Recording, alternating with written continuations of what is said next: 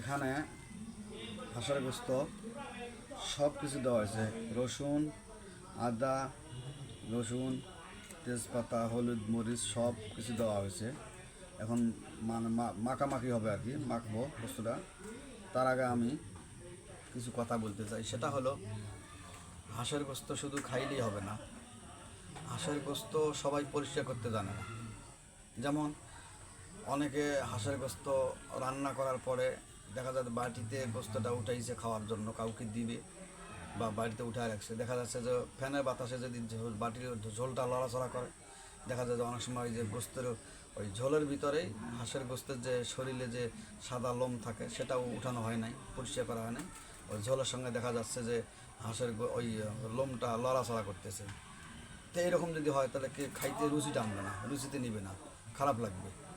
তো সেজন্য হাঁসের গোস্ত শুধু খাইলেই হবে না, কষ্ট করতে হবে, অনেক মেহনত করতে হয়। যেমন আমরা এখানে 2টা হাঁস আনছিলাম, 2টা হাঁস, এখানে একটা, আরেকটা আছে এখানে একটা।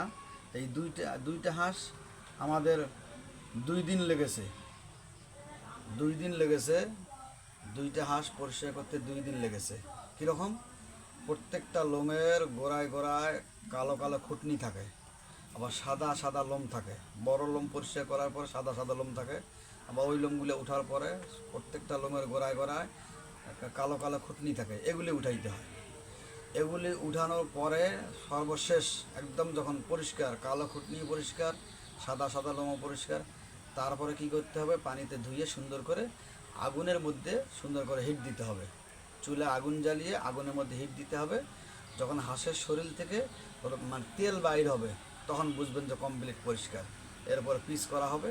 পিস করার পরে তারপরে সেখানে এই যে এখন যেরকম এই যে আদা, রসুন, হলুদ, মরিচ দিয়ে তারপরে এরকম করে সুন্দর করে মাখতে হবে, এরকম মাখতে হবে।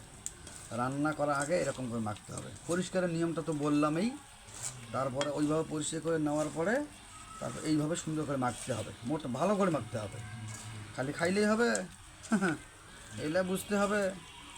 এটা ভালো করে মাখামাখি না করতে পারলে, এরকম মাখবেন, যত মাখবেন তত তেল, মশলার ঘেরান, তার মানে যা আছে মেডিসিন, সব কিছুর মিক্সারটা, নির্যাসটা প্রত্যেকটা গোস্তের টুকরার ভিতর দিয়ে ঢুকবে। হ্যাঁ, এরপরে যখন এইটা চুলায় দেখেন, এখন দেখেন ভিউয়ার্স, আপনারা খেয়াল করতেছেন। এখন দেখছেন মানে যতই মানে মাখতেছি ততই এখান থেকে একটা ঘেরান বাইর হচ্ছে। এগুলি কিন্তু হাঁসের গোস্তে দেখছেন, মানে এখনই মনে হচ্ছে খায় ফেলি। এই এই